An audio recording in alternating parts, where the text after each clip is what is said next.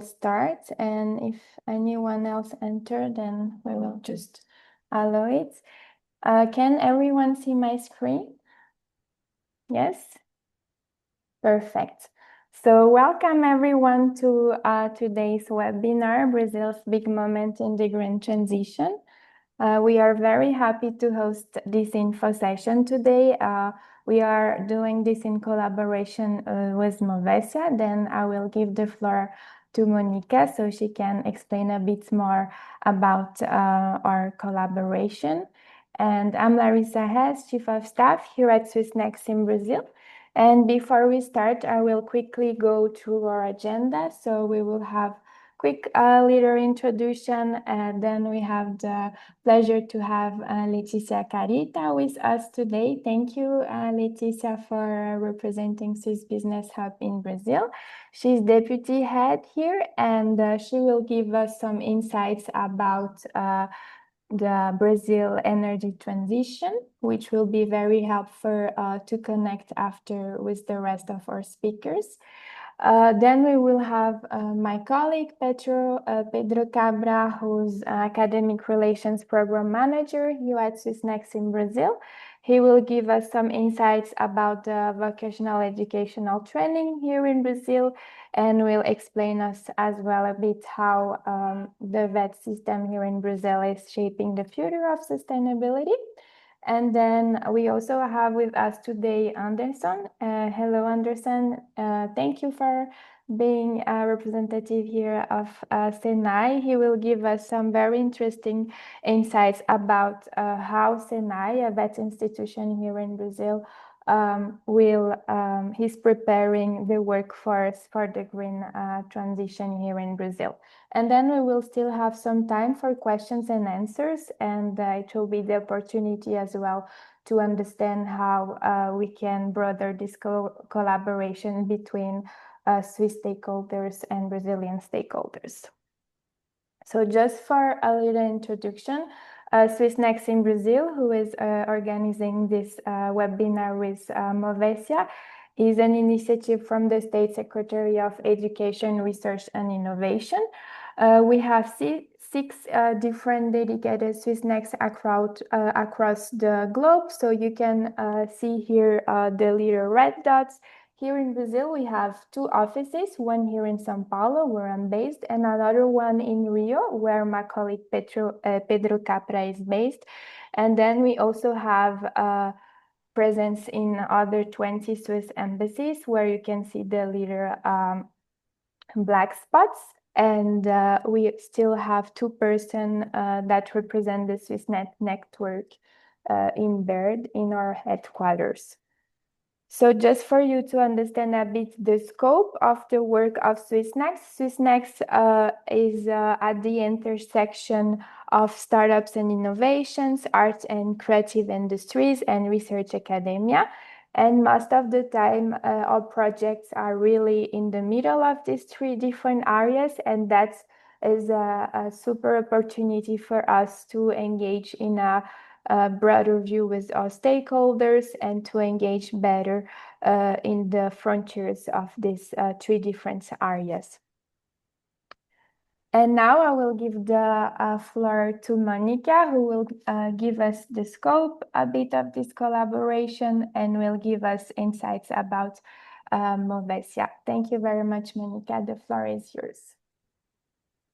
Thank you so much. I'm Monica Wollhauser from Movetia. I'm responsible for strategic projects at Movetia and therefore also for this beautiful collaboration with Swissex. Thank you for this opportunity and for organizing this webinar. Maybe for giving you a bit of a background of this collaboration, Movetia is the national agency for the promotion and the funding of exchange and mobility projects. And we support projects within Europe, but also worldwide. And this collaboration with Swissex is very important for us, especially for these projects out of Europe, because normally they're quite difficult for our project leaders to organize or to get in touch with partners, or there are lots of barriers. So with this collaboration, we try to give you some support there and to motivate you to go know these projects. For talking about Movetia, so you can quickly stay there, yes. To give you a bit an overview, we are mandated by the federal and cantonal authorities, and we do the whole information, promotion, and funding of mobility and exchange. And we do this, as you can see here, for all education sectors. So that means for higher education, but also vocational education and training, school education, and adult education. And of course, in this worldwide collaboration, we see a strong focus and a big potential for the vocational education and training, because there are lots of interesting topics and possibilities, as we will see further in this presentation. So Movetia is funding we have two funding lines. There is the learning mobility of individuals, so where where Swiss institutions can send students or trainees abroad to get some experience. But there is also the possibility of institutional cooperation, of cooperation projects, and there we see a lot of potential. Because what does that mean? Maybe you can go to the next slide. Exactly. Collaboration projects or cooperation projects that they allow institutions and stakeholders to work together on a project, on a topic, to develop something together, and in the end to strengthening or developing the quality of the education system. And there you have really a lot of possibilities, topic-wise, but also from the partner side. There it's really open with what partners you work together. So there we see a lot of possibilities. And how does it work for example, actors in Brazil? You get in touch with a partner or with several partners which you want to collaborate, and you develop a project idea. And then in the end, the Swiss partner, he has to be the project leader, because he has in the end to do the application to Movetia for funding. So, and the idea of our collaboration with Swissex was really to give you low-level support, to give you an easy access to the Swissex locations. And this can be in every stage of this collaboration, even in the very beginning. If you have troubles to find partners, or you have a topic or a region you're interested in, but you're looking for a project, or also if you already have partners, you work on something, but you need some location-based information, you need some support on site. So that's exactly where we want to give you the possibility to contact Swissex to get some support, and Movetia is supporting this. Exactly. And we hope to give you some motivation with this, and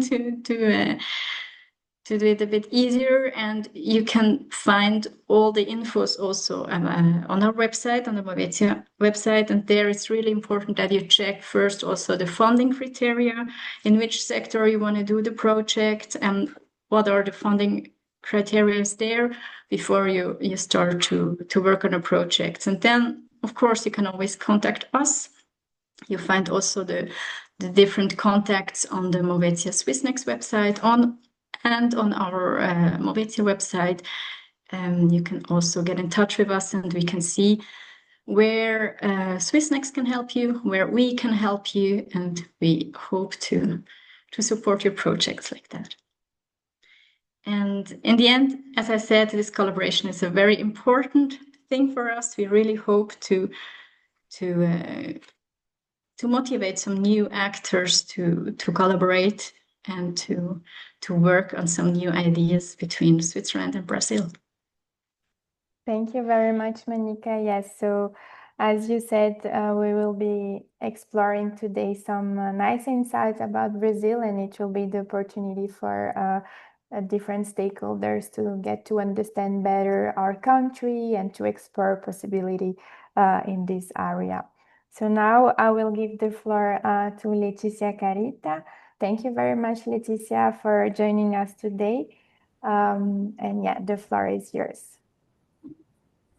You're welcome, Larissa. I hope you can all hear me. Yes? Okay, good. I see thumbs up, so I think it's all good. I'm Letícia Carita. I'm Deputy Head of the Swiss Business Hub Brazil, and I have been working with international business for more than 10 years, so this is a short presentation of me. You can go to the next slide, Larissa. And today, the topic that I want to present to you is Brazil in the energy transition, but from the industry perspective. That was my briefing. But first, I wanted to present you briefly our organization. We are Switzerland Global Enterprise. We are Switzerland's official agency for export and investment promotion. And we are a non-profit organization with 3,000 partners in the world, and we have almost 100 years of existence, so a long time in the market. We are present in our headquarters in Zurich, but also in the French-speaking part of Switzerland with the Henan office, and in the Italian part of Switzerland, Lugano. But we also have a global presence in more than 30 countries with the so-called Swiss business hubs, and in total we have 200 employees. Our mission is to enable new business, so we do that together with our partners at home and abroad, and we support Swiss small and medium-sized enterprises in their international business. We also do the other way around. We help innovative foreign companies with potential that are interested in setting up in Switzerland, and we aim to create value for our clients and prosperity for Switzerland with both sides of our activities. In Brazil, we have a local office in São Paulo, and we are located inside the Swiss Consulate General. And our main goal is to support Swiss companies interested in the Brazilian market.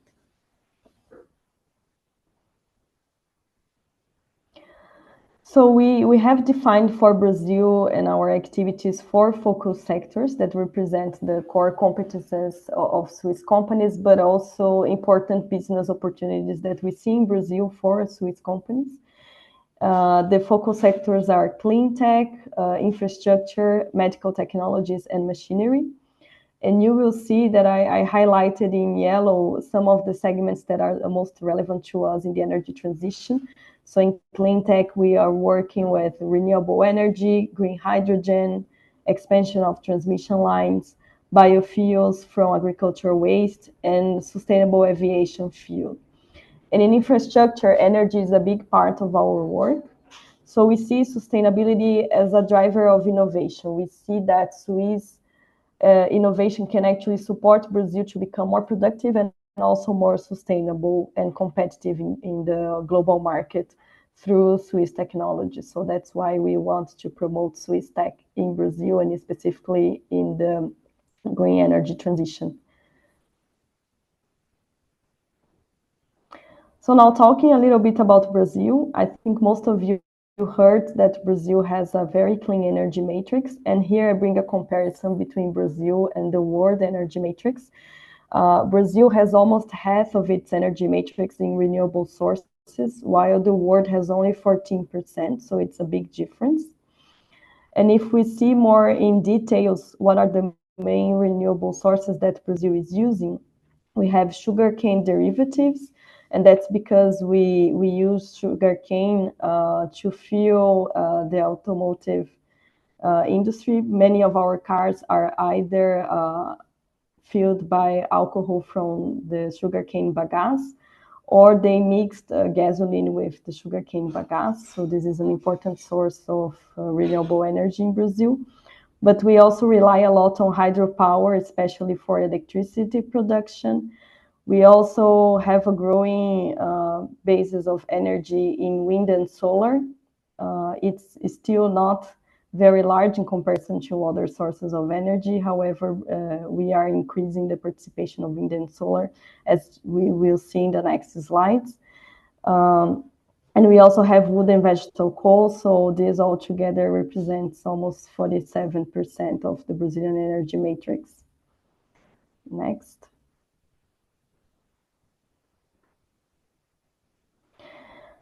what we see in the market is that clean energy in Brazil is a sector that's really booming, and we highlighted here some of the main topics that we are discussing at the moment. So in renewables, Brazil is adding over 15,000 megawatts of new renewable capacity. So investments are around 34 billion Swiss francs, and we will drive the development of large solar and wind projects, especially in the Northeast, where you have the right environmental conditions for the production of wind and solar, but also in the Southeast, where you have the majority of the population living. Then we have a new topic in energy transition, which is green hydrogen. It's an innovative form of how to storage energy, and Brazil is investing a lot in green hydrogen projects, including a Swiss company, Atlas Agro. I will talk more about them in a later slide, that is cooperating with Casa dos Ventos, a company operating here in Brazil. And there is 40 gigawatts of planned capacity for green hydrogen in Brazil, and more than 30 billion investments. So these projects will boost renewable energy in Brazil, not only for the production of energy, but also for green fertilizers, as we will discuss later on. And this will position Brazil as a key exporter of green hydrogen or sustainable energy to Europe in the future. And also hydropower. Hydropower is not new to Brazil. However, there are 14 billion investments to be made in upgrading the existing plants. And we will add almost 5 gigawatts of capacity by 2026. So these improvements will enhance efficiency in the hydropower plants and also sustainability in this sector. Next.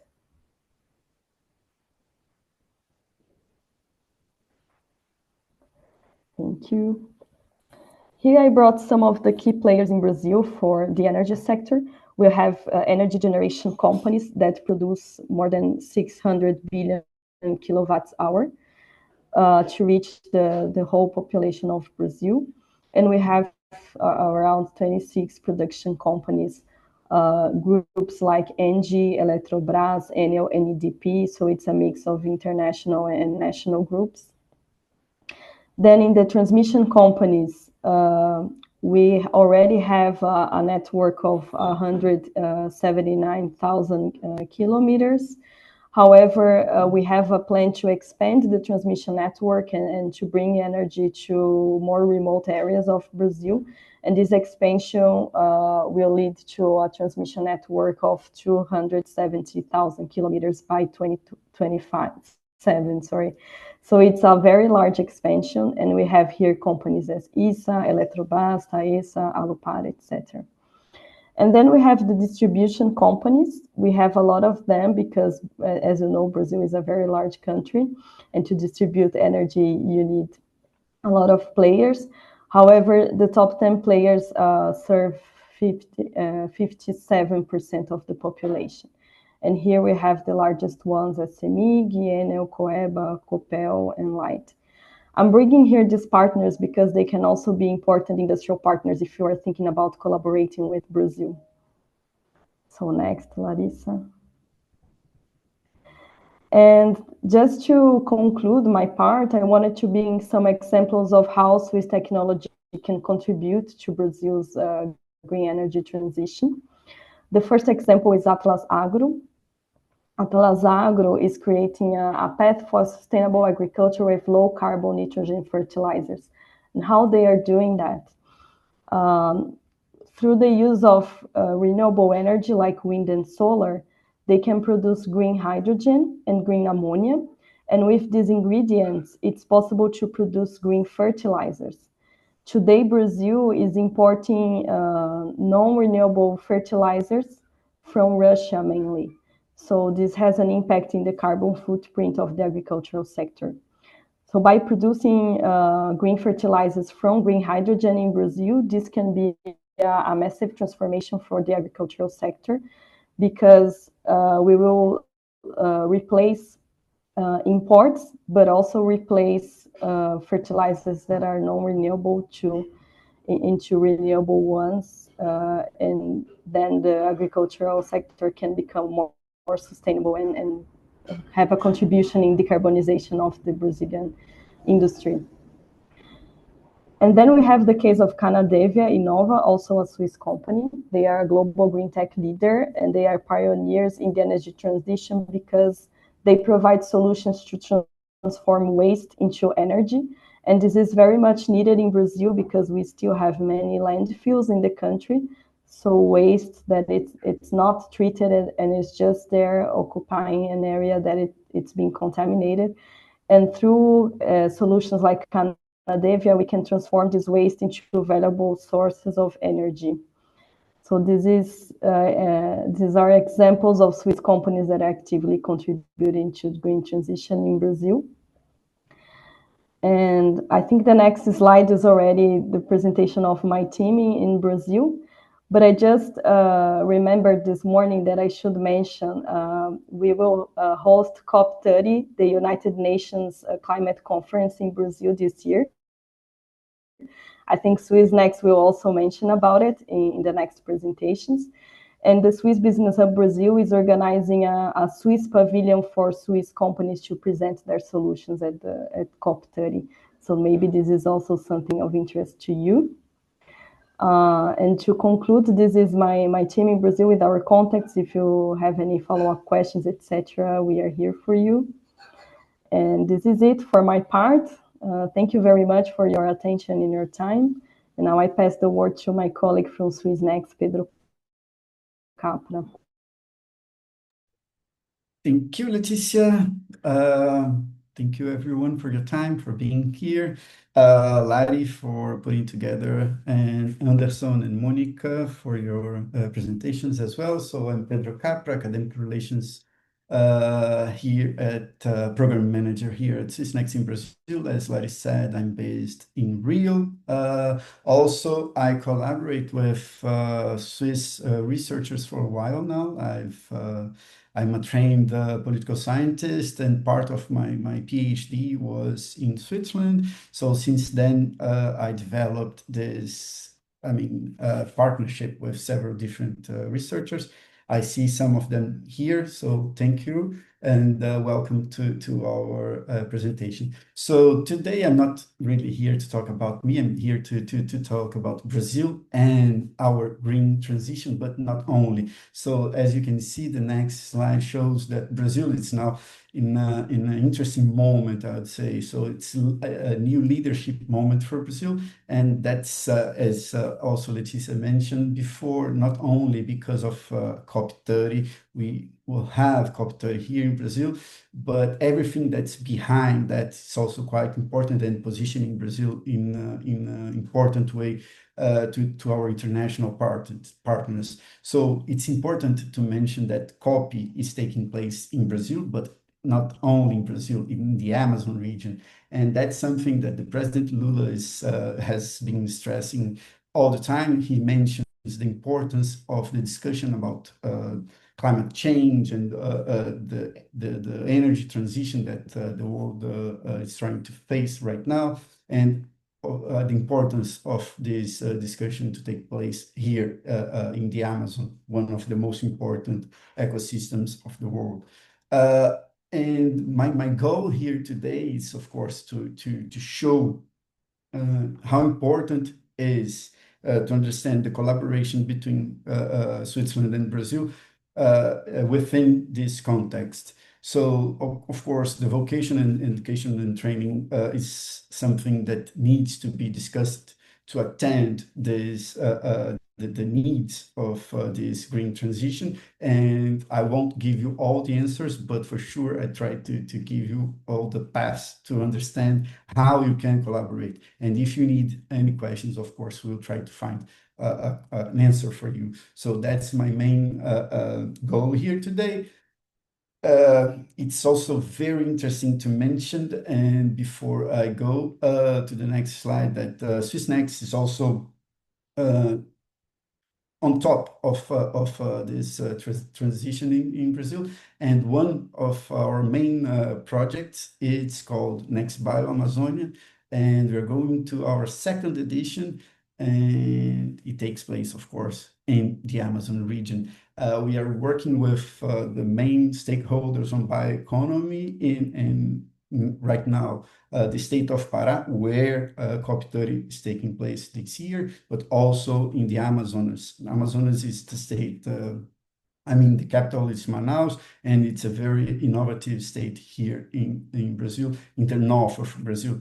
So Swissex is trying to cover the whole country. As I said before, you can go, please. Oh, sorry.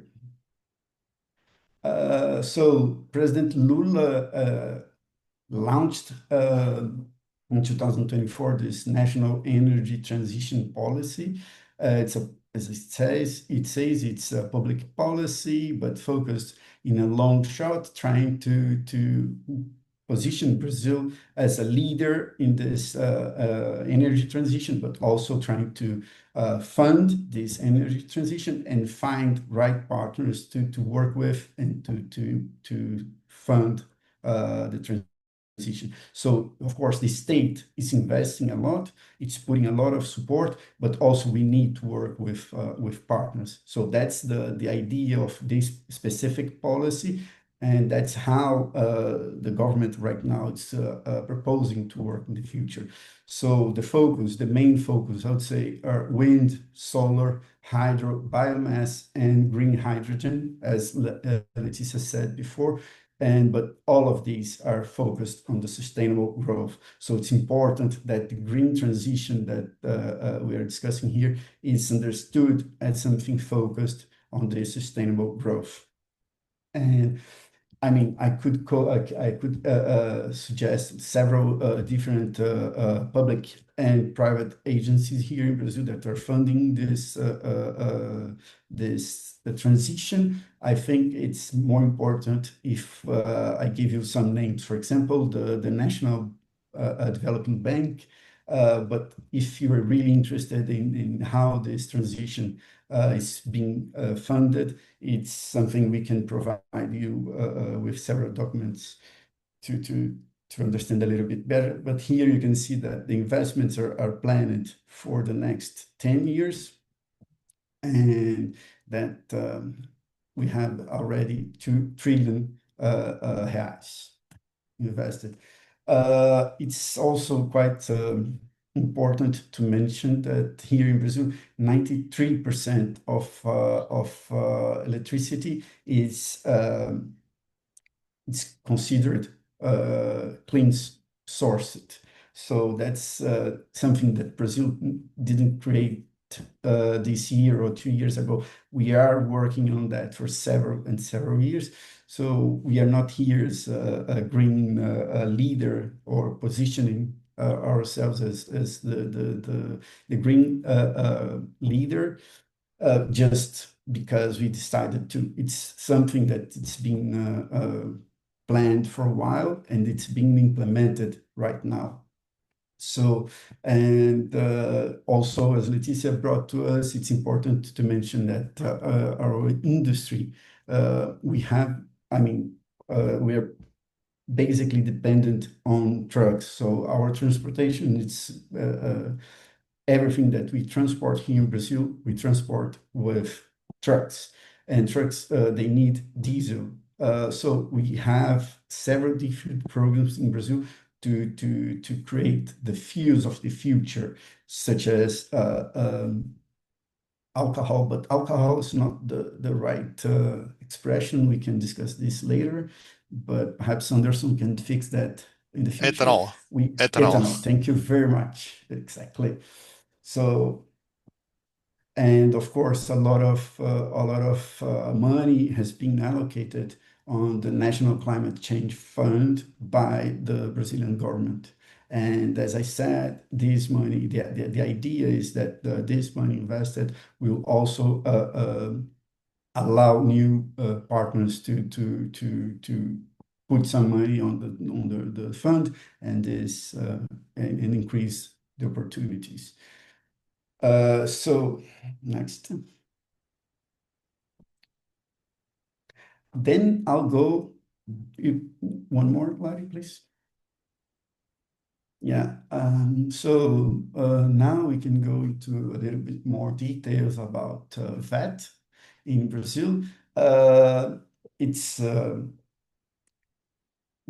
idea, as I understand in Switzerland as well, it's the idea of our VAT programs in Brazil to deliver something that, of course, turns our students into professionals, but into using professions that are interesting for the from a public policy perspective, interesting for the future for the country. So that's exactly what I would say Brazil is doing, and we do that preparing our youth for jobs in Brazil and in this emerging green economy.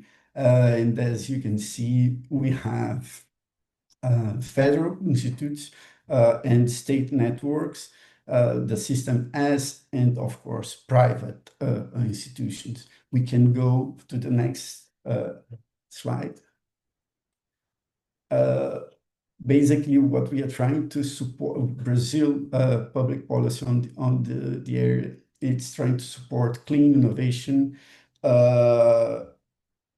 including renewable energy, sustainable manufacturing, and eco-efficiency. But also the idea here is to brand, to put together, sorry, the higher education system and the VET. So it's not only universities, but also everything that it's related to education. We need to address somehow and to understand how they can contribute towards this green transition.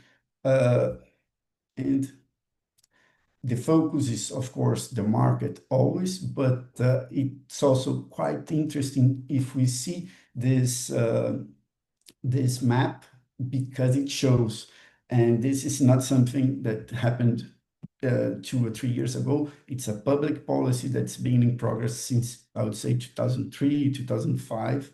We expanded a lot of our network. And if you see before, I cannot point it here, but on the right side, you see south of Brazil. We always had a huge network here. The country is, it's the richer part of the country, but right now you see a lot of new, the expansion that we talk.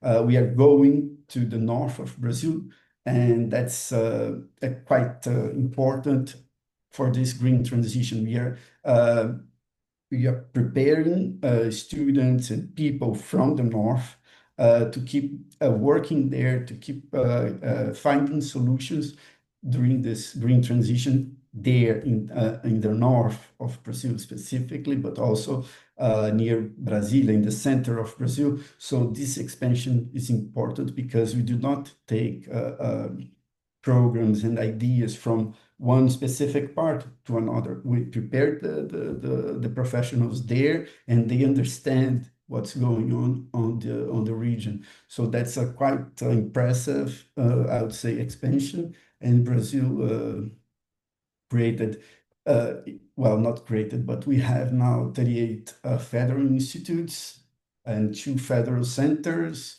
22 technical schools that are connected to the federal universities. So this is our right now network. So next, please. So the federal institutes, they're quite, they operate in a similar way to the applied universities in Switzerland, but not exactly, because also we have high school connected to these institutos federais, federal institutes, but the idea is to expand and to create to provide the students with the specific knowledge to become better professionals, but also to work with the new paths that Brazil is following. So that's quite interesting to address, because you can see that there is a connection between what's being taught at these federal institutions, at this the VET in general, the schools that are connected to VET, and the policies developed by the country. So next. And here, of course, you have several numbers. Here, the main technical courses offered in Brazil, that's general. Of course, we can look to this and understand the ones that connect with renewable energy and the green transition. But basically, you see the whole list of courses and areas that are being offered in Brazil. And going forward, we have a very interesting public-private partnership. And then I think Anderson can correct me in the future, but also to add a lot of information. But we have the Sistema S, the S system. And then, as it says there, it complements the public in the state in this vocational and educational training, offering technical trainment aligned with demands from the productive sector. It's the way this System S is funded. I will leave it to Anderson. It's not easy to explain, but it's, I would say, a very smart way because it doesn't put a lot of pressure on the state or in the private sector. It's something that it builds together, and I like the idea, but I'll leave it to Anderson. And I think I'm taking already a lot of time. And you can see here the main or the institutions that are part of this S system. We have SENAI here present that's focused on the industry and technology, SESC, SENAC, commerce, services, education, tourism, and many others. SENAR, focused on agriculture and the rural sector, SESC, SENAT, transports and logistics, and the newest one is SESCOP. It's focused on cooperativism. Yeah, so sorry, I'm running out of time. And so the last message COP is taking place in Belém. It's a turning point here in Brazil, I would say. And VET and the System S are prepared to deliver answers to partners and to, of course, to the students and professionals that are part of it. This network is prepared to deliver new technology and to work with new technologies that are focused on this green transition. So it's important to understand that the next step will come, of course, after what we are seeing this year or what we saw in the past. Brazil prepared itself for this for the new path that the state has been drawing for the country. And the idea is that international collaboration is very important for what is coming, so for the next steps. And that's a little bit what we can say with this concrete example that Anderson State is bringing to us, this collaboration between Switzerland and Brazil, specifically when talking about SENAI, but also we have several collaborations with SESC and CNC. So as I said before, I'm not here to answer all the questions that you might have, but to present a little bit of what's going on in Brazil, but of course to try to give you ideas, and then if you come with questions, we can try and answer the best way possible. And that's it. Thank you very much for your time. Thank you very much, Pedro, for this Anderson and insights. So Anderson, you have the floor. Okay, so thank you, everybody.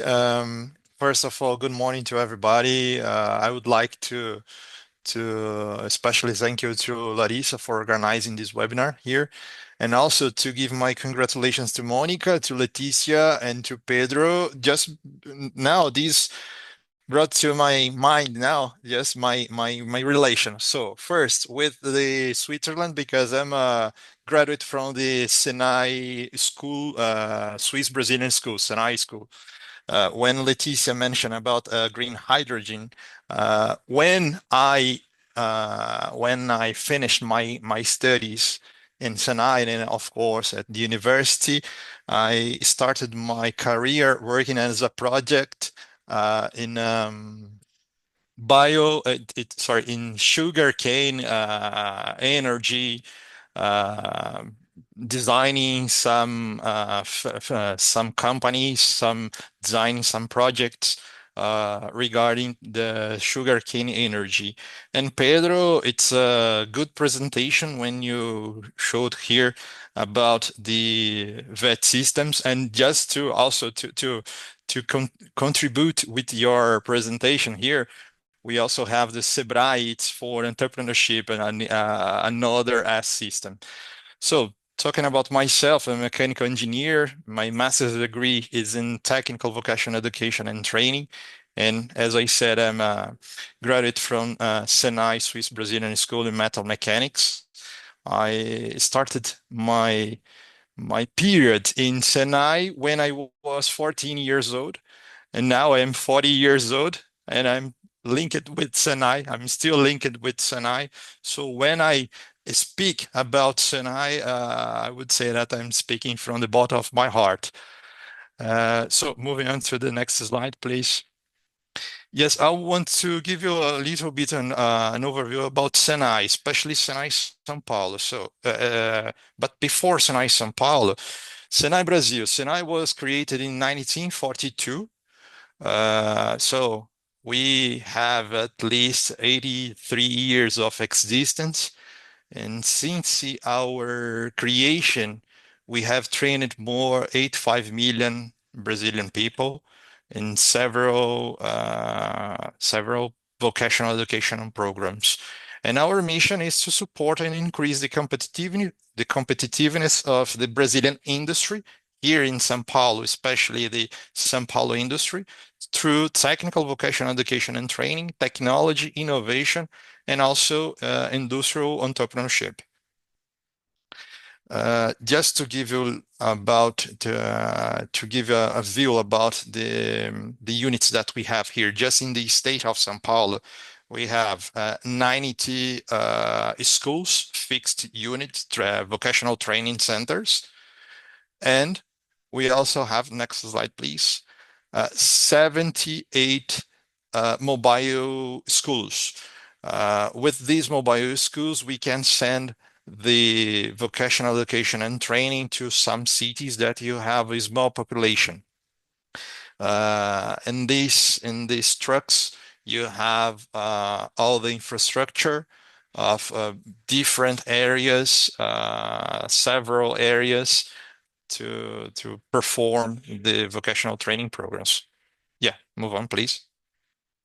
Just to give you an overview about the map of the state of São Paulo, on the bottom, the left bottom here, we can see the concentration of the units in the city of São Paulo and also the cities close to the São Paulo city and the state of São Paulo. In Brazil, we have 506 fixed units and also 512 mobile units. In the Amazon River, we have 2 mobile schools. That these schools, they are in boats in the Amazon River. Move on. Our resource and completing about the information that Pedro brought to us here. Just here in São Paulo, but the system is the same for all Brazil. But here in São Paulo, our personnel, we have around 8,000 employees. These data, it's from 2023. Our assets, more than 452 assets in education and technology, and about 115,000 consumable items in 2023. And our financial sources, Here in Brazil, all the industrial sector, they must pay 1% of the total payroll to the system. It's a mandatory. So this is, it's a way that in 1942, the President Getúlio Vargas find out how to put everybody to I would say to share the responsibility with everybody.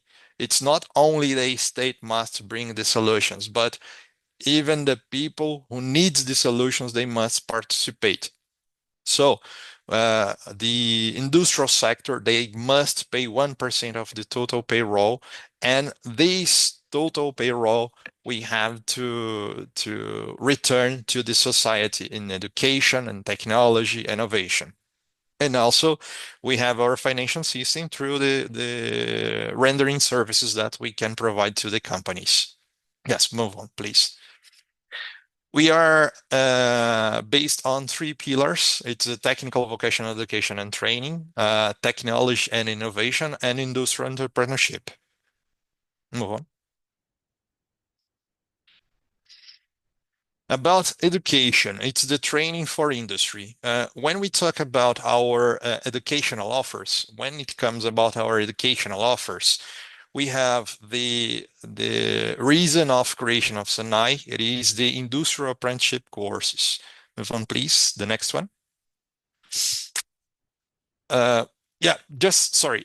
Here, just before the industrial apprenticeship courses, it's important to share with you all about our main areas of activity. So, SENAI is the National Service of Industrial Training, which means we are in all the sectors of the industrial sector, food and beverage, automation, automotive, and all these several areas. Yes, move on. About our educational offers, industrial apprenticeship courses. The industrial apprenticeship courses is the reason of the creation of SENAI. So it is a basic qualification for industry workers from 14 years old up to 24 years old. When I was 14 years old, I became a student of industrial apprenticeship course. It's free of charge to these students. The companies here, through these mandatory system that they have to pay 1% of the total payroll, they are funding this kind of training for the students. So all the companies which that are industrial companies, for them, of course, that they can use these students free of charge just because they pay this mandatory taxation. Okay, next one. We also have the high school technical level. The high school technical level, it's very similar. It's quite similar to the industrial apprenticeship course, but the difference here, when we talk about the industrial apprenticeship course, we are talking about the basic education. And the high school technical level, now here we are talking about the high school education. In Brazil, our educational system, about technical vocational educational system, we can have the qualifications and also the technician level. The difference here is the technical students, the technician level students, they will work like hands-on the same way the industrial apprenticeship course, but here they can design some projects to support the companies and to invest in their careers. Yeah, move on. We also have the initial and further education. The initial and further education is basically the training that we can provide to the companies in order to improve the skills of the workers. We have introductory qualification improvement and specialization training programs. In general, are tailor-made programs that the companies, they can hire SENAI straight to attend their needs here. the numbers that we have here, you can see around just these numbers is per year, around 913,000 enrollments per year. Move on. Also, we have the e-learning programs in several levels of education, technical courses, higher education, technological courses, and also post-graduation courses. Move on. SENAI São Paulo has the Campi SENAI São Paulo, the higher education degree. We have more than 18 undergraduate technological courses, one bachelor degree courses, and more than 75 post-graduation courses. All the courses that we have here, it's addressed to the industries. Here in Santo Amaro, I am a coordinator, industry relationship coordinator here in Santo Amaro. In Santo Amaro, we have two vocational training centers of SENAI Ari Torres. It is the school that we produce a lot of enrollments per year. We qualify a lot of people here per year in industrial apprenticeship courses, technical course, and also initial and further education. And we have the SENAI Suíço-Brasileira. It's the school, it's in my alma mater. It's the school that we have in partnership with it was funded in 1973 in partnership with the Swiss Contact. Please move on. So about SENAI Swiss-Brazilian School. As I said, it was launched in 1973, and the focus, this school, it's the only school in Brazil that it's known by the precision mechanics. Here, it's in this school we have several CEOs of several companies in Brazil that they are graduates from this Swiss-Brazilian school. Move on. In 2 years ago, in cooperation and in celebration of the cooperation with the SENAI São Paulo in Switzerland, we host here the Mr. Martin Candinas and the delegation of the parliament and ministers from Switzerland. And this is some records that we have from that date. About technology, innovation, and industrial entrepreneurship, the solutions that we have, SENAI, today we are working with the innovation ecosystem. The next one, please.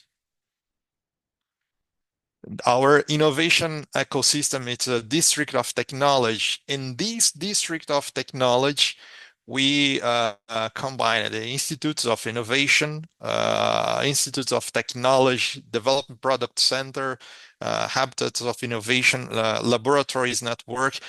These laboratories are accredited laboratories, and also the Up Lab that we foster the innovation and industrial entrepreneurship.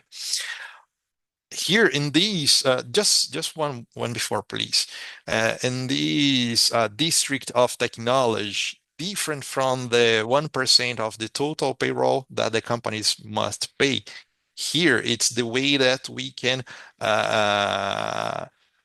provide services and to sell services to the companies, because SENAI was created for the education, and technology, it's not a new business, but it is one of the business that we can make some profits. We also have some strategic programs for the areas of technology and innovations in order to prepare the industry for the future aligned with the COP30 agenda. In this presentation, I will focus on especially on decarbonization. It is a journey that we have here. It's a program that SENAI is fostering here with the industries. Just to let you know, in the state of São Paulo, we have more than 60,000 industries just in the state of São Paulo. And these strategic programs must reach all the industries here in the state of São Paulo. We also have the Jornada de Transformação Digital. It's a digital transformation and also the circular economy. A few days ago, we received here the Road Economic Circular Forum, and it's some of the concepts that we must bring to the companies here. Move on, please. So to talk about the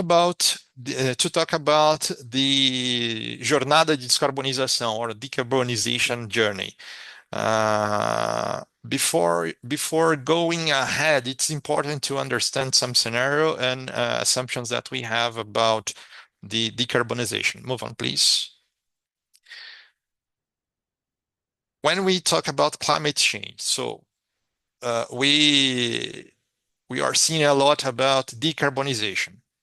Okay, what is decarbonization? Decarbonization basically is a way that we must reduce the greenhouse gases emissions and also replacing some practices in terms of carbon, right?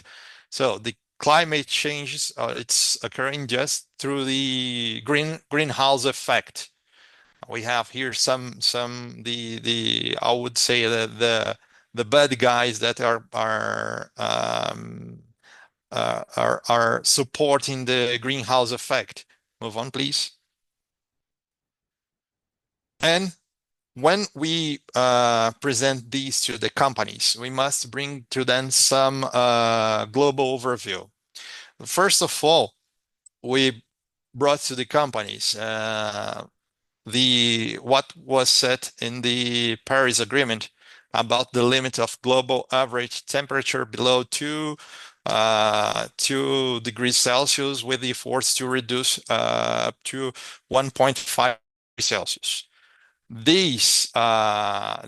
It was set in Egypt in the COP27 in 2022 that we should keep the global average temperature below 1.5 Celsius degrees compared with the period of the pre-industrial times, the third industrial revolution. And in 2025, we will host here the COP30. It will take place at Amazon City in Pará. Move ahead. And then we have some national overview.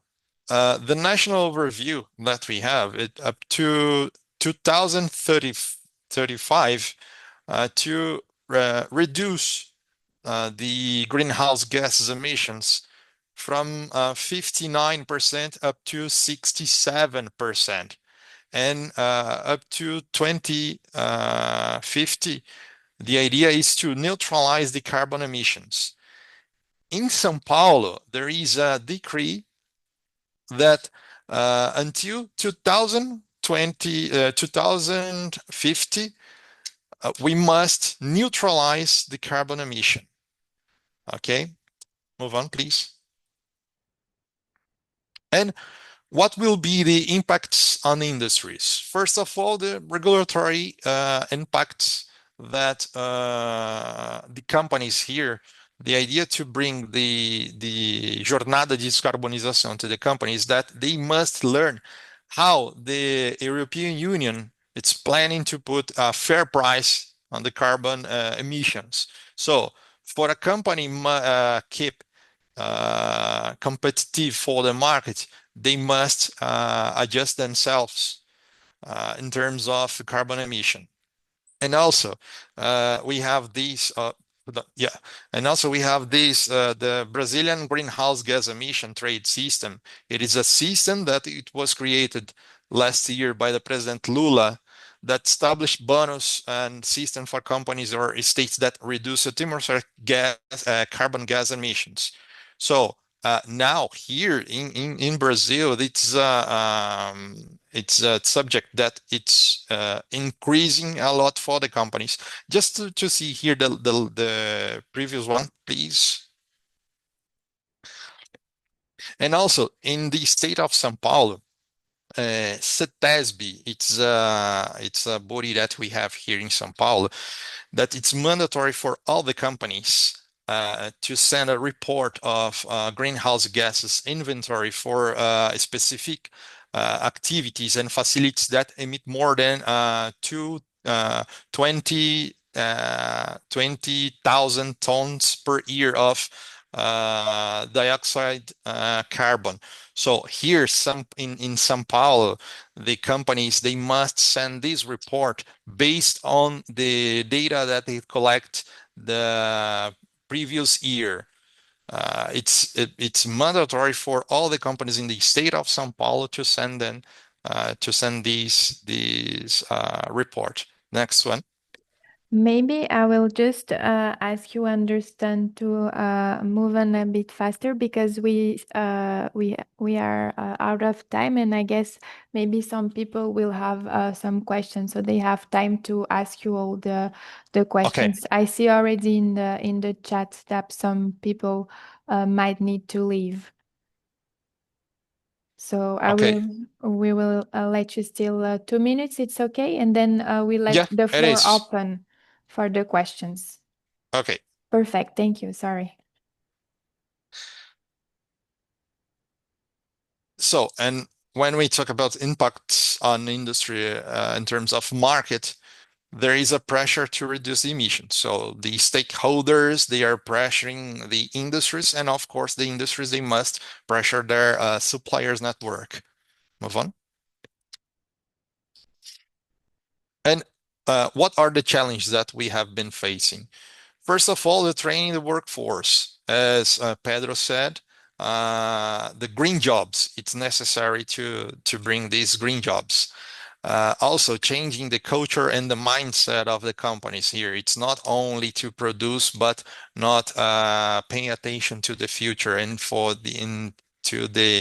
these needs of the world is claiming. And also we try to bring to the companies the access to funding sources so that they can improve their actions when it comes about the decarbonization journey. The next one. And here it's a little bit about the decarbonization journey. The decarbonization journey, it will be like 6 steps that the companies, they must, but they can participate in this process. The next one, please, Larissa. And the decarbonization journey, it starts with a diagnosis that one of our experts goes to the companies, and then they can set a diagnosis to understand how the companies, they are implementing actions in terms of greenhouse gases emissions reduction plans. And then we can make data management, the inventory of greenhouse gases, and then we try to bring then process optimization. Okay, you can go the next one. So here the diagnosis, identify the maturity of the level of maturity of managing greenhouse gas emission. The next one. The second one, the companies, they will implement the data management and a culture of recording the information about GHG gases inventory. The next one, they will carry out the greenhouse gases inventory based on the GHG protocol. The next one, and when we talk about the GHG protocol, we have the 3 scopes: the direct emissions, indirect emissions, and other indirect emissions. To the next one. It's the most difficult to analyze. It's the scope 3. It's other indirect emissions. It's a high complexity of action and measuring. So all companies, they are indirectly responsible for the emissions of their suppliers. Here in SENAI, we must also consider these the scope 3, because the scope 1 you can check about your emission. The second one, it is the emission related to the energy that the companies they are purchasing. But the third one, it's the complexity. It's very complex to analyze, because there are several players working together. Yeah, the next one. It's almost finishing. Okay.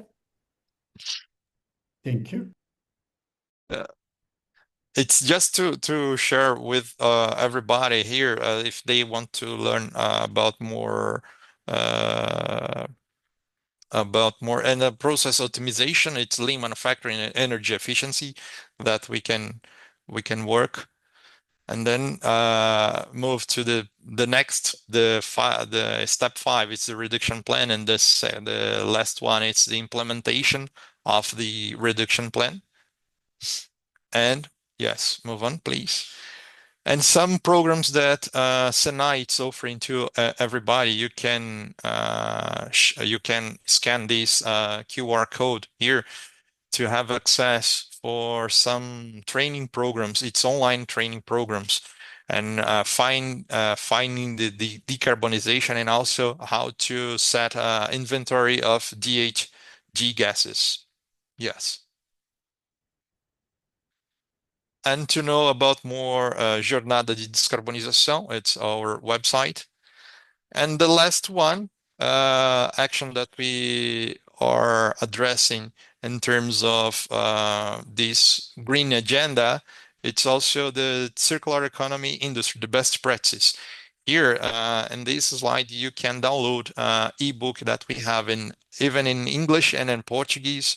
The actions that SENAI and Fiesp, the Federation of the Industry of the State of São Paulo, and the Confederation of the Industry of the Brazilian Confederation Industries are applying in terms of this green agenda. Yes, the next one. Okay. Thank you very much, Anderson, for this very, very interesting insights. I guess that gave us a super broad approach of how you are preparing the workforce for tomorrow. And also it was very interesting that you brought this topic of decarbonization. That is also something that is very relevant today here, not only in Brazil, but across all the international conversation that we are having.